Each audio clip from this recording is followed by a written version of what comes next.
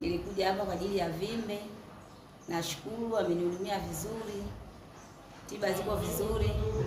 Vimbe zangu mimi zipo kwenye makalio. Nashukuru Mungu nimefika hapa nimepata huduma vizuri. Yaani kuhusu la kutolea huduma bure tunashukuru kusema kweli. Washauri kutokana na changamoto za maisha. Yaani ile fursa kusema wetu ulivyoisikia sema tulifurahia sana kutokana na ugumu wa maisha. Unakuta mtu una ugonjwa lakini unatamani kuja hospitali lakini unakuta hela ya matibabu hakuna. Mwanangu ana changamoto ya masikio mwaka wa 8 hivi sasa. Tulipopata tangazo mwaka jana mwezi wa 6 kwa kuna madaktari bingwa wanakuja. Tukaja tena hapa St. Francis wakamchunguza na wakamfanyia vipimo. Wakatugea appointment baada ya mwaka mmoja wao watarudi tena kwa ajili ya kumletea kifaa cha sikio. Na ndio maana leo tumefika hapa wameweza kumpatia kifaa ambacho kinaweza kumsaidia kusikia. Kwanza napenda kushukuru Mwenyezi Mungu mpaka kwa hatua hii tuliofikia, lakini pia niwashukuru wadhamini wote pamoja na madaktari ambao wamesaidia katika kutusupport hivi vifaa. Ni vifaa ambavyo havina gharama. Protesisti che hanno portato con sé ben 150 protesi per i pazienti sordi con problemi di udito. Poi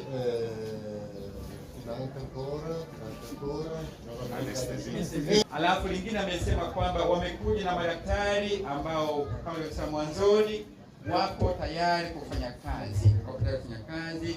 Ni nyinyi tumkija, wapo ambao tukafanya operation upande wa masikio, koo na kila kitu, lakini wamesema kwamba wamekuja pia na vifaa kwa wale wenzangu kama nilivyosema wenye kiburi, wale ambao watakusikia sauti. Tunawashukuru sana watu hawa na kuna muda nitawainua tutoe shukrani zetu, tuwapokee, tutawapokea kwa makofi mengi.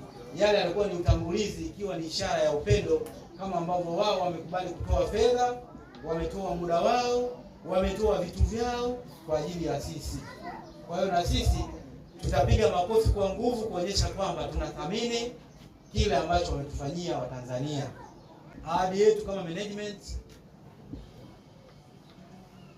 tutatoa ushirikiano wa kutosha. Utaratibu huu wa kushirikiana na madaktari bingwa kutoka Italia huu ni mwaka wa 3 tangu tuanze mashirikiano haya. Kwa hiyo miaka 3 iliyopita walikuja kwa mara ya kwanza, na walikuja mwaka jana tena miezi kama hii, na safari hii mwezi wa 6 ni safari ya 3 tangu tuanze ushirikiano. Kwa hiyo tunafanya kazi kwa pamoja. Ndani yake kuna wagonjwa au watu wenye uhitaji wa huduma hizo kupata matibabu, lakini pia ndani yake kujengea uwezo sisi madaktari tunaofanya kazi hapa St. Francis.